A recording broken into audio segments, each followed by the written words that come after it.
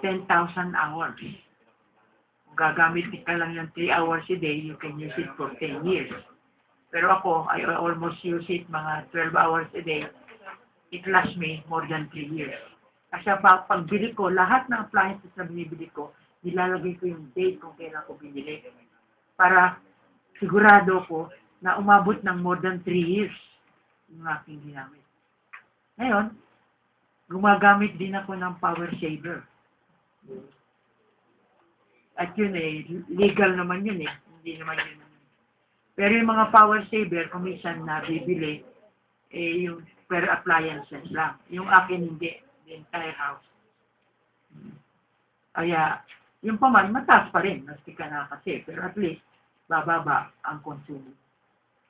This is one way na lahat ng opisina na aking pinangasiwan, 100% ganito ang amin. Ang bahay ko, lahat ito ang ginagamit.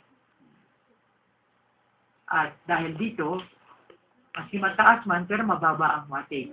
Saka hindi lang yun. Ang binibili kong mga appliances, consist ako sa wattage. Yung television ko, 70 watts. 31 inch, pero 70 watts. Yung refrigerator ko, 90 watts. So, before you buy an appliance, look at this. At ako, hindi ako gumagamit ng ceiling fan or tower fan kasi 70 watts lang. So, yun po ang solusyon. Palitan lahat ng bumbilyan nito. At pangalawa po, i-record ninyo kung kailan nyo binili, kailan nyo ginamit para malalaman ninyo